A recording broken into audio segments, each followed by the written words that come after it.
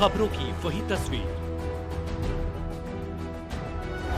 बिना बदले बिना डरे, जज्बा सच का लिए, सच दिखाते हैं आपके जरूरत की खबर। दिल्ली विधानसभा चुनाव से पहले अरविंद केजरीवाल ने पहले महिला सम्मान योजना तो उसके बाद संजीवनी योजना दिल्ली वालों के लिए लागू कर दी और अब दिल्ली में एक बार फिर पुजारियों को साधने के लिए पुजारी और जो गुरुद्वारे में ग्रंथी होते हैं उनके लिए भी एक घोषणा कर दिया, जिसमें मंगलवार यानी कि आज से उनके पंजीकृत चालू हो जाएंगे। भारतीय जनता पार्टी इसको पलटवार कर रही है और उनके जो इस वादे को चुनावी जुमला कह रही है। आज हमारे साथ पूर्व में स्टैंडिंग कमेटी चेयरमैन रहे वीर सिंह पवार जी और वर्तमान में दिलशाद गार्डन वार्ड के निगम पार्षद वीर सिंह पवार मौजूद हैं, उनसे बात करते हैं। क्या कुछ कहेंगे? अरविंद केजरीवाल लगातार चुनाव से पहले एक के बाद एक योजनाओं को दिल्ली वालों के सामने रख रहे हैं और कह रहे हैं कि अगर सत्ता में आते हैं तो 100% ये योजनाएं लागू होंगी। सर, बात करें अरविंद केजरीवाल ने पहले तो महिलाओं के लिए सम्मान योजना चालू करी, उसके बाद बुजुर्गों के लिए संजीवनी योजना चालू करी, अब पुजारी और ग्रंथियों को भी साधने की कोशिश कर रहे हैं, जहां पर उन्होंने 18,000 की उनको जो सम्मान राशि देने की बात कही है। क्या कुछ कहेंगे चुनाव से पहले इसको लेकर? नमस्कार। जिस तरह से गिरगिट रंग बदलते हैं, श्रीमान केजरीवाल साहब ऐसे इस तरह के रंग बदल रहे हैं। पहले बिजली हाफ पानी माफ, उस पे तो फेल हो गए, 10 साल में दिल्ली वालों ने देख लिया। अब जब उनको ये लगा कि जो 50% जनसंख्या है बहनों की है, मातृशक्ति की है, उसमें 2100 रुपया बोल दो।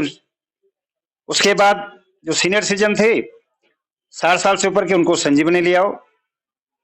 फिर उसके बाद ये लगा कि यार ये भी कम पड़ रहा है और वोट चाहिए मुझे चुनाव सर पे मेरे। तो उसके बाद मैंने जितने मंदिर के पुजारी हैं, जितने हमारे पवित्र गुरुद्वारे हैं, उनके ग्रंथियों को वो एक अमाउंट देंगे।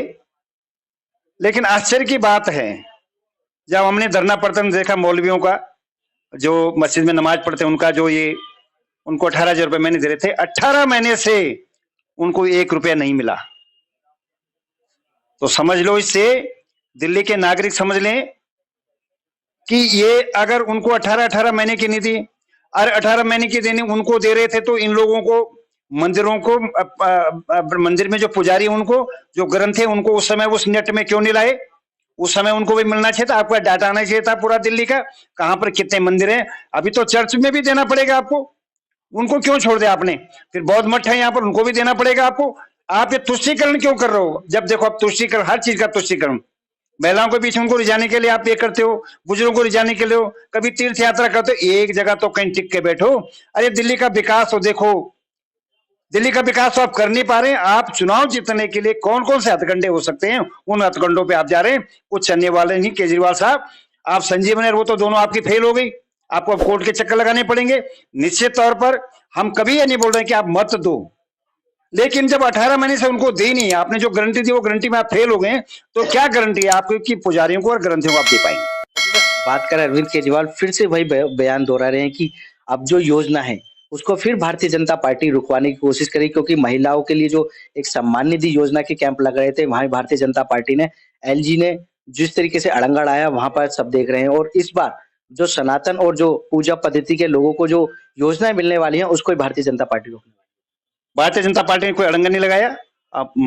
माननीय एलजी महोदय ने, जब समाज कल्याण विभाग ने नोटिस निकाल दिया कि ऐसी कोई योजना के लिए कोई बैठक तभी नहीं हुई, ना मुख्यमंत्री बैठी, सो कॉल्ड मुख्यमंत्री, ना ऐसा कोई अधिकारियों से बातचीत हुई, इसलिए ये फ्रॉड है, इसको ना करें। इसमें एलजी महोदय को घसीटने की कहां जरूरत पड़ गई? आप हर चीज को उस एंगल से देखते हो कि टकराव की स्थिति बने, उसमें एलजी दोषी बने और मैं पतली गली से निकल जाऊं। तो अब भारतीय जनता पार्टी आपको पतली गली से निकलने नहीं देगी। राज्यपाल कस्टोडियन है दिल्ली के, केंद्र शासित प्रदेश है। आपको राज्यपाल महोदय को अपनी फाइलें भेजनी पड़ेगी, उनके संज्ञान में पूरी बात लानी पड़ेगी, उसको उनको पूरा समझाना पड़ेगा कि योजना से ये हित होने वाला है। अगर अहित हो रहा है दिल्ली का, तो माननीय राज्यपाल महोदय जरूर उस पर उंगली उठाएंगे और निर्देश देंगे। इसलिए केजरीवाल साहब किसी पॉलिटिकल पार्टी पर, आज कांग्रेस भी बोल रही है, उनको तो आप बी टीम हो कांग्रेस की, इसलिए आप उनको कुछ नहीं बोल रहे हो। मैक्सिमम एफआईआर दर्ज कराने तो हो गए थे आपके ऊपर, लेकिन वो बी टीम है आपकी, क्योंकि उनको प्रोटेक्ट करके चलना है। आप तो इंडी गठबंधन के हो ना। अरे आप में हिम्मत नहीं है कुछ भी केजरीवाल साहब, अब क्या रह गया आपका? आप 2 बार किसी तरह आंख में धूल झोंक दिया आपने लोगों के, तीसरी बार लोग सजग हो रहे हैं। अगर ये आपने योजना दे भी दी जीतने के बाद, आप तो जीत नहीं रही हैं, अगर आप पहले घोषणा की तो उस पर आप कोई विश्वास नहीं कर रहा है। इसलिए सब लोगों ने मन बना लिया है कि इस बार हम भारतीय जनता पार्टी को दिल्ली में सत्ता लाएंगे, और जो योजनाएं भारत सरकार की चल रही हैं, अलग स्टेटों में चल रही हैं, वो भी दिल्ली में लागू होंगी, निश्चित तौर पर मेरा कहना है। बात करें अरविंद केजरीवाल जो रजिस्ट्रेशन करा रहे हैं, वहाँ महिलाएं हो चाहे बुजुर्ग हो, अभी उन्होंने एक बयान भी जारी किया जिसमें कहा कि दिल्ली के मुख्य पुजारी उनसे मिलने आए थे, जिसके बाद ये योजना बनाई गई। अगर ऐसी योजना लाते हैं तो बीजेपी क्यों मना करती है, क्यों उसको कहते हैं कि ये फ्रॉड है और डेटा कलेक्ट? दिल्ली के 50 मुख्य मंदिर हैं जिनके पुजारियों को मैं जानता हूं, जिनसे हम मिलते हैं। हमारा पुजारी प्रकोष्ठ बना पड़ा है, उनसे हम मिलते हैं जाकर के। उनमें से कोई एक पुजारी नहीं था। आपने 10 अपनी पार्टी के लोगों को बुला लिया वहां पर। अरे पुजारियों को बुलाए भी आपने, पुजारी तो पूछ रहे थे आपसे बैकडोर से जब बाहर निकल रहे थे। एक पत्रकार ने पूछा उनको, ये साहब आपको मौलवियों के साथ आपको क्यों नहीं दी? 18 महीने बाद कैसे याद आएगी आपको? तो आपके मुंह पे तो कोई बोलेगा नहीं वहां पर, क्योंकि आप तो वहां पर बने पड़े यूं बिल्कुल जैसे आपने पहले अपना धारण किया था चोला। अन्ना जी ने जैसा आपको बनाया था कि जैसे बिल्कुल मुर्गा बन के खड़े हैं आप, ऐसा नहीं चलेगा। ये शुतुरमुर्ग की चाल नहीं चलेगी। आपको प्रैक्टिकल काम करना पड़ेगा। दिल्ली का विकास, दिल्ली अवरुद्ध हो गया है। आप इन योजनाओं के लिए पैसा दे रहे हैं, लेकिन जो योजनाएं लटकी पड़ी, जहां सीवर जाम पड़े हुए हैं, पानी पीने का नहीं है, हॉस्पिटल में दवाई नहीं है, मशीनें खराब पड़ी। राजीव गांधी की मशीन 3 साल से खराब पड़ी हुई है, इको की मशीन अभी तक ठीक नहीं हुआ, हजारों आदमी मर रहे हैं वहां पर। तब आपको शर्म नहीं आ रही है? आप हर को फ्री देने के लालच में दिल्ली का विकास अवरुद्ध कर दिया, और ये दिल्ली की जनता आपको माफ नहीं करेगी। अच्छा, बात करें अभी कुछ दिनों पहले आपने कुष्ठ आश्रम में कैंप लग रहा था आम आदमी पार्टी का, वहां पर आप पहुंचे, जहां पर देखा गया कि भगदड़ मच गई और जो कैंप में काम कर रहे थे वो भाग गए। आरोप लगा रही है अब आम आदमी पार्टी की वहां पर कुछ ऐसा बवाल मचा है भारतीय जनता पार्टी ने जिनको भागना। मैं बड़ी विनती कर रहा हूं आपसे पत्रकार महोदय, 15 साल कांग्रेस का शासन रहा, 10 साल आम आदमी का शासन रहा। एशिया का सबसे बड़ा कुष्ठ आश्रम, जहां कुष्ठ रोगी रहते हैं, हाथ पांव गले हुए, उनके रोडें टूटी पड़ी हैं, वहां पर जो उनके लिए शौचालय बने हुए हैं, अगर शौचालय की स्थिति केजरीवाल जी ने देख लिया तो उनको यमुना नदी में डुबकी लगानी पड़ेगी। इतने गंदे पड़े हुए हैं, पहले तो बीमारी से ग्रसित हैं, जगह जगह टूटे पड़े हैं, सड़कें टूटी पड़े हैं, सीवर टूटे पड़े हैं। अगर उनको 10 मीटर की सड़क जो सीवर टूटी हुई है उस तक के जल बोर्ड के पास पैसे नहीं। मैं 10 बार एक्शन और एससी के पास हुआ हूं। जब आप उनका विकास नहीं कर सकते हो और उनको चीट कर रहे हो, आप ये घूस दे रहे हो जो 1 नंबर की घूस है। आप उनके फॉर्म भरा रहे हो, उनका पूरा डाटा ले रहे हो। अभी वहां पर एक बहन बोल रही थी कि मेरे 5,000 मेरे अकाउंट में पड़े थे, ओटीपी ले रहे, मेरा 5,000 रुपए निकाल दिया। मैं अपनी प्रजा के लिए क्यों न रहूं? मैं रुकवाया वहां पर, मैं गया और डिपार्टमेंट ने रुकवाया, मैंने नहीं रुकवाया। एसएचओ को मैंने फोन किया, एसएचओ महोदय ने अपने आदमी भेजे और उन्होंने वो रुकवाया और उस आदमी को भी अरेस्ट किया जो आदमी ये गलत काम करता। जब पेपर में निकल गया, समाज कल्याण विभाग ने नोटिस कर दिया सब कुछ को, एलजी महोदय ने नोटिस कर दिया, डीसीपी नोटिस कर दिया, तो आप कौन सी ताकत हैं? आपने चुनाव लड़ना है। माननीय वीर सिंह दिगान जी ने 3 बार यहाँ के विधायक रहे। आपने चुनाव लड़ना है, आप सामने आओ ना, वोट मांगो, आप हिम्मत करके जाओ किसी घर में। लेकिन इस तरह किराए के लोगों को रख करके और उनको भी आप अरेस्ट करा दोगे, ये तो सरासर गलत है। आम आदमी पार्टी के आपको माफ नहीं करेगी कुछ। बात करें, चुनाव आते हैं तो सभी पार्टी अपने अपने एजेंडे रखती हैं। अब अरविंद केजरीवाल भी अपने एजेंडे में साफ कर रहे हैं कि महिलाओं के सम्मान की निधि मिलेगी, संजीवनी योजना मिलेगी, और जो अब पुजारी और जो ग्रंथी लोगों को उनको भी एक सम्मान राशि मिलेगी। तो भारतीय जनता पार्टी क्यों अपने एजेंडे घोषित नहीं करती और क्यों उनके एजेंडों पर सवालिया निशान खड़ा करती है? दिल्ली के नागरिक समझ लें, सुन लें, 75 इन्होंने पिछली बार जब पहली बार 75 एजेंडे निकाले थे, उसके बाद दूसरी बार जीताई तो वो पहले वाला नहीं, मैं अब दूसरी बार में कर लूंगा पूरा। उनमें से एक भी पूरा नहीं हुआ। मैं एक छोटी बात लेता हूं, हमारा दिलशाद गार्डन में एक स्कूल है, बड़ा स्कूल, जहां 4800 बच्चे पढ़ते थे, मात्र 1500 बच्चे उसमें, क्योंकि एक बिल्डिंग पूरी टूट रही है, गड्ढे, और 5 साल से लगातार मैं भी चिल्ला रहा हूं, मेरे क्षेत्र के बच्चे इसमें पढ़ रहे हैं, इसमें जनहानि हो सकती है, तब जाके उन्होंने बिल्डिंग डेंजरस घोषित की। आज तक उसका बजट नहीं बना और नहीं पाया। आप इन कामों को तो कर नहीं रहे हैं।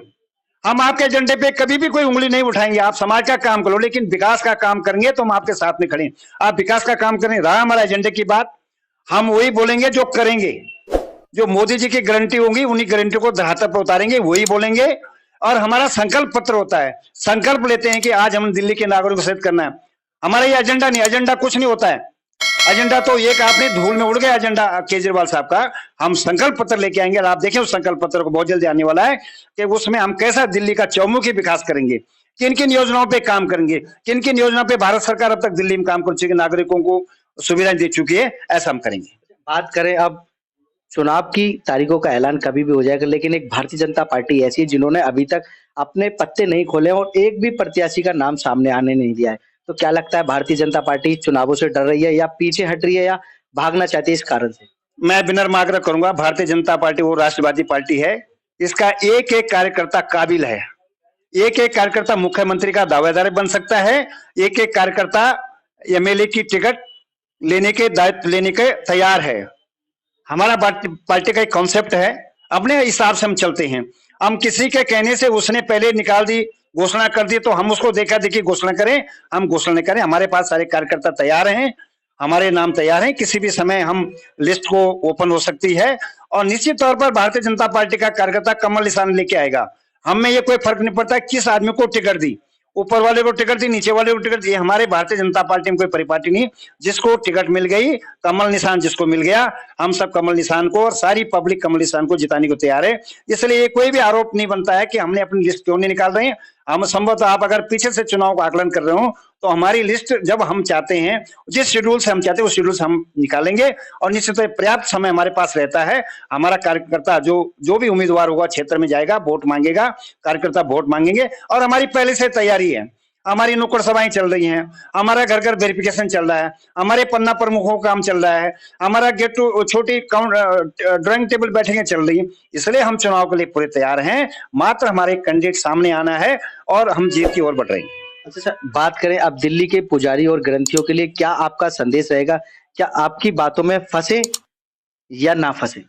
मैं विनम्र आग्रह कर रहा हूं, जो हमारे मंदिरों में जो हमारे ग्रंथी हैं, निश्चित तौर पर इनकी जो सेवाएं दे रही हैं, जो भगवान की पूजा में सेवाएं दे रही हैं, उनको कुछ ना कुछ उनको मिलना चाहिए। हम भी इस हक में हैं।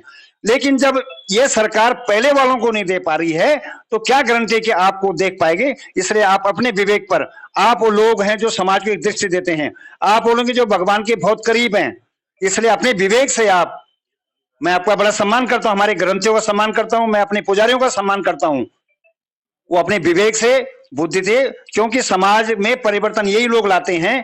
तो आप सोच समझ करके दिल्ली का विकास कैसे होना है, मेरा विकास बाद में दिल्ली का विकास कैसे होगा, उसी विकास में मैं समाहित हूं, ऐसा मेरा मानना है। मैं ऐसा आग्रह उनसे कर रहा हूं।